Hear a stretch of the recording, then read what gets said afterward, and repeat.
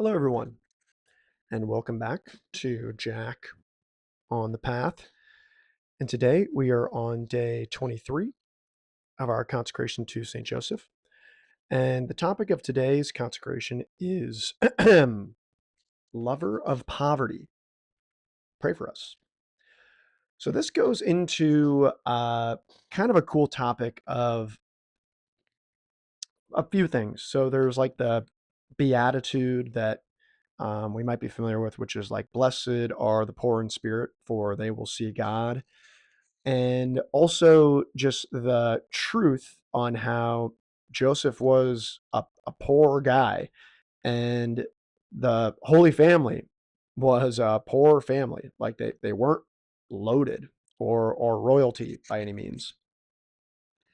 And this comes up in a few different interesting ways that, I never really thought too deeply about until doing this reflection. So the first one that kind of comes up is Jesus's birth. So everybody knows, he was born in a manger. They travel from Nazareth to Bethlehem for the census, and everybody's got to be in Bethlehem for the census. And if you've ever tried to go to a major city when there's a major event going on, hotels book up. There's only so many rooms in so many hotels, and all the hotels are booked, and they need a place to stay overnight. And Mary's like super pregnant, and they don't, and Joseph can't afford. Not only is there no room in any hotels, but like they're also poor. And so what do they end up having to do? They have to go to a barn. They have to go to a barn with a bunch of animals, and that probably smells like animals. And there's rats probably running around, and hay, and donkeys, and horses, and the whole nine yards. And that's where Jesus is born, you know?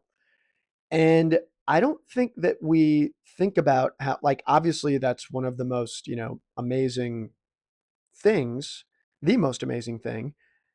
I only want to add think about how Joseph felt before the birth. I'm not trying, I'm not trying to take away any of the amazingness of Jesus being born.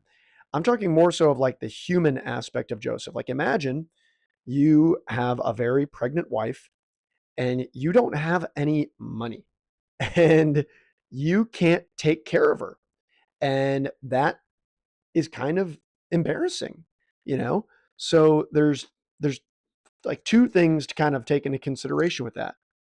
Um, the one thing of how Joseph, although he was a poor guy, he still tried his best, and he probably had to negotiate somehow to get into this barn to use. Like he had to like plead and negotiate and put himself out there just so they could get some place to rest their head. And it just so happens that Jesus was born that night. I think another thing to kind of like reflect on this too is how graceful Mary is in that whole situation.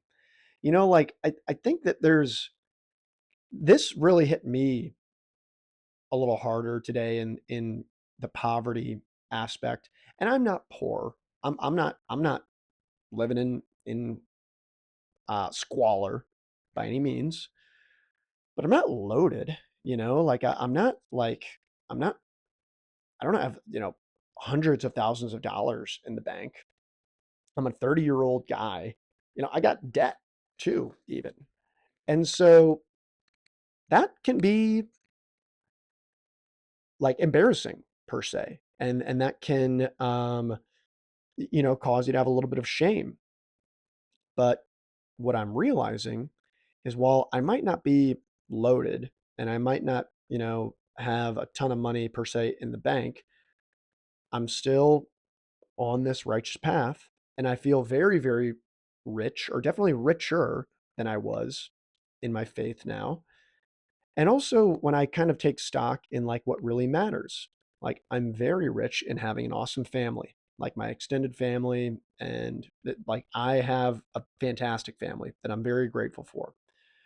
I have a lot of really awesome and deep friendships. I have some really cool people in my life that back me up, that I back up, and and I'm even making like new friendships when I think about like the jujitsu academy that I recently joined, or like the new company I recently started at. Like I have a lot of riches outside of like what's in my bank account, and I'm pretty proud of that. And I guess all that the what I'm trying to kind of get at with this, like St. Joseph being a lover of poverty, in the sense of like St. Joseph and the Holy Family were a very poor family, but they still are legends. Like they're some of the coolest people around. And that is not to say that you give up and you don't try to work hard, but it's it's not all about the money and kind of being loaded. So I think that but like here's the thing. It's like, although they were poor, and that was probably like imagine that. Imagine being, the man of the house, taking care of the son of God and your beautiful wife, and you're still like just struggling to like put food in front of them, to put a roof over their head.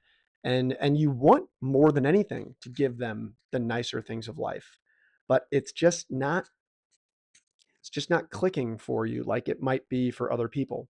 That can be really, really discouraging, especially when you're kind of comparing yourselves to like people around you and things like that.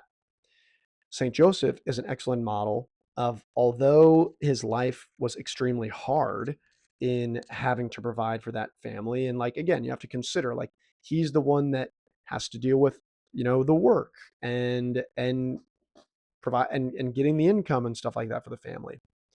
He still maintained a humble, stoic, and faithful attitude towards his wife and towards Jesus. And that's kind of like he didn't just give up.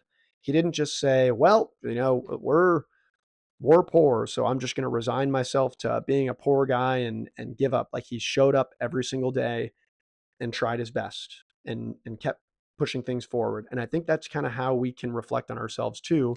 And like even if we don't feel like we're where we want to be financially in our lives, we can still take those righteous steps forward of of trying our best and not giving up there. And again, maybe I'm not necessarily like getting all that deep right now, and I'm kind of using just like general tropes. But I guess all of this being said, like St. Joseph was and the Holy Family were a very poor family, but they were very rich in spirit, and they took stock in that. I'm sure they would have liked to have a little bit more money, but even though they didn't, they still were able to live a long and blessed life, taking care of Jesus. So I think there's another kind of like angle to this, and I this might be like a controversial take, um, and maybe this is just me, having I'm only a guy, so I only kind of have one side of the story here, but like it can be really embarrassing as a guy to be a little bit on the poor side per se. Like so much of kind of like being a guy is trying to make a lot of money, trying to support a family and a girlfriend and a wife and kids eventually. And that role still exists. Like there is still that expectation of a man to take care of the finances and have the finances figured out. Not to say that girls can't take care of their own finances too, but there is still just kind of like that general expectation. So it can be very embarrassing if you don't. And there can be kind of a lot of like underlying shame in being like more poor than another guy up the street. And it can create a lot of insecurity as well, in the sense of where if you feel financially less secure, you're kind of worried, well, like, even if I do get a girl, she might, just leave me for the next guy that's got more money. Like money's very much so on like the mind of men and how that relates to their relationship with women. I think there's like a stat, like, a lot of divorces happen like when the guy loses his job and like can't necessarily get another one. I don't know if that's like totally true, so like feel free to fact check me on that. But all that being said, I think that, men that are watching can probably relate to this, that it can be very, there's a lot of anxiety around money and not having enough in order to take care of a potential partner. I mean, I know personally myself, like I don't feel where I want to be from a financial perspective. So I'm just not even entertaining girls. And a big reason why I'm like not doing any dating is because I'm taking care of my finances more, and I want to have a stronger foundation in my finances before I, introduce another person, particularly a girl, into my life. Why am I bringing all this up? Because there's the other side to it that I don't necessarily understand as well, being a guy, but then there's like the woman's perspective. And there might be women that have a different perspective than me here. And I might be, off base. There's probably a lot of women that actually say like, hey, like it's not all about money. Like it's not it's not 100% about money. And I think actually that is true, even though us men kind of like get caught up with that. And there's no better example of that than Mary. Consider this. Joseph, he's trying his best. He's really, really trying his best.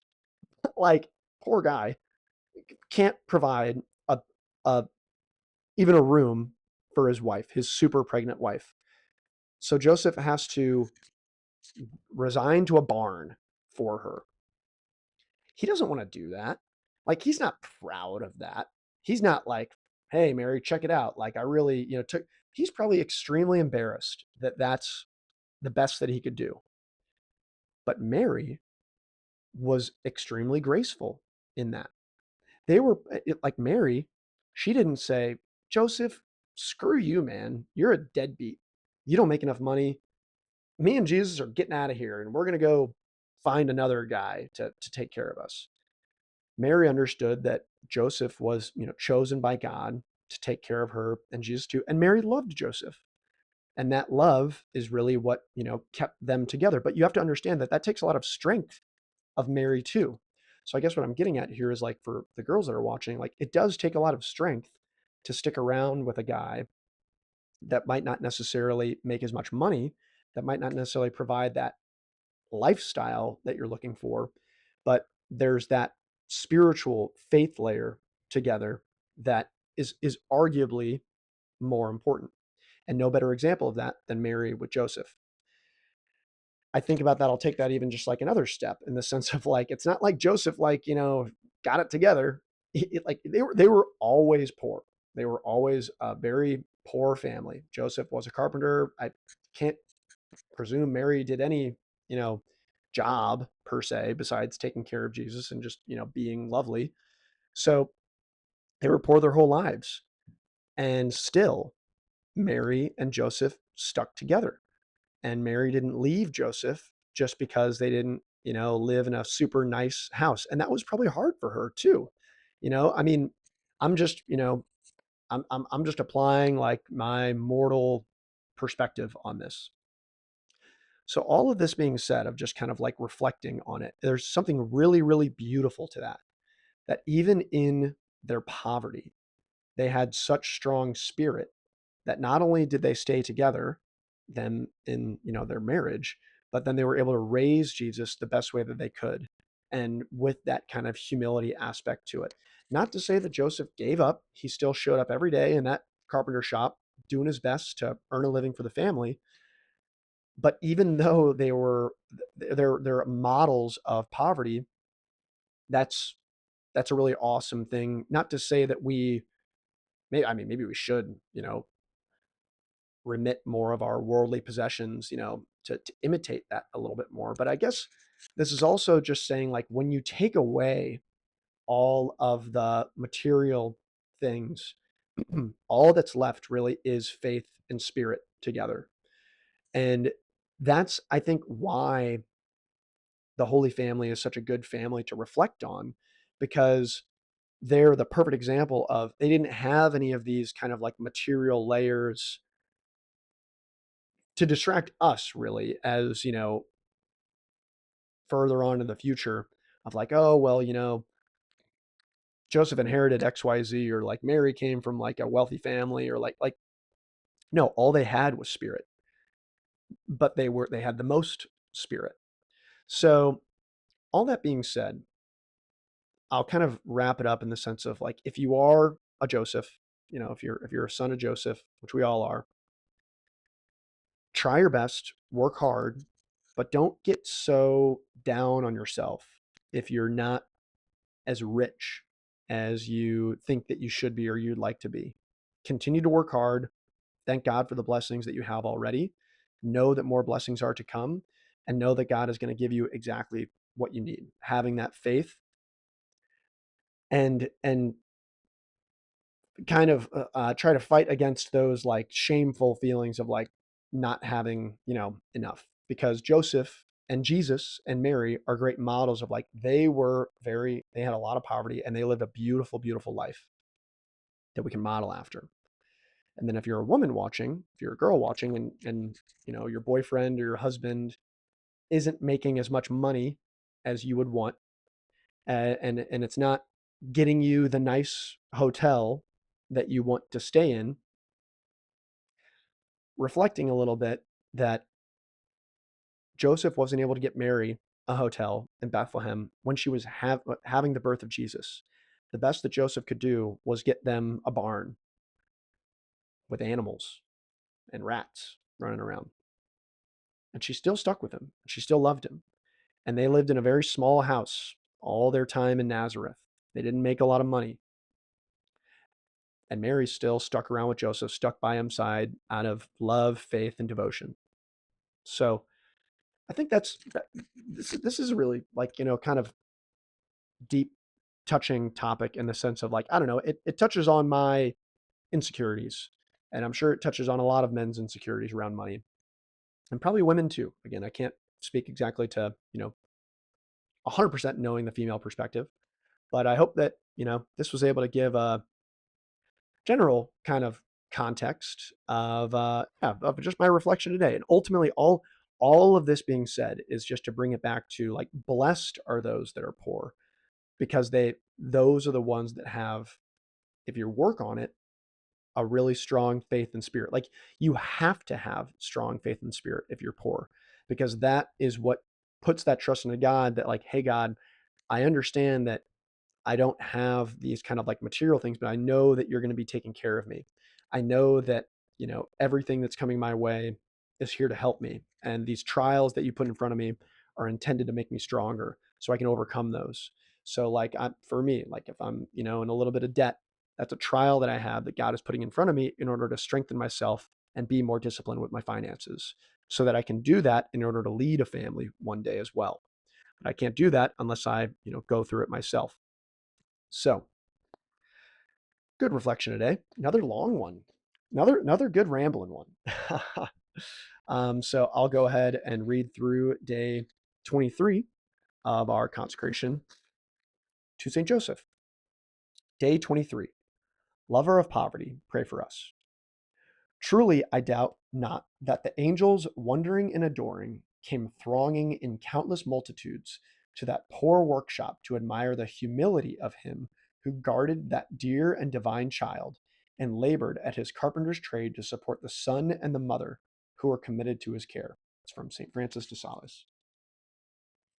St. Joseph was unpretentious in the eyes of the world. He had no worldly ambition or desire for recognition. Throughout the centuries, people have often wondered what the financial status of the Holy Family was, or what their living conditions were. To answer this question, we need to look no further than the New Testament. The Holy Family was poor, very poor. St. Joseph was so lowly and poor in the sight of the world that the wise man who entered the stable of Bethlehem didn't even acknowledge his presence. When the Holy Family journeyed to the temple in Jerusalem to participate in the Jewish ritual of purification of a new mother, Joseph couldn't even afford to purchase a lamb for the burned offering. Lambs were expensive. St. Joseph could only afford a poor man's gift: 2 turtle doves and 2 young pigeons. The Holy Family lived on divine providence. Had baby Jesus not been given gold, frankincense, and myrrh by the wise men in Bethlehem, it is likely that St. Joseph would not have had the money to purchase food or any other necessities for the family when they traveled to Egypt. When they left from Nazareth for Bethlehem to fulfill the census, they had not brought many things they had not brought many things with them because they expected to return to Nazareth. The gifts of the wise men were God's providential way of taking care of the Holy Family. Years later, after returning to Nazareth from Egypt, the Holy Family lived almost 30 years in the house of Nazareth that was simple and small. Blessed are the poor in spirit, for theirs is the kingdom of heaven. Have you ever wondered what that actually means?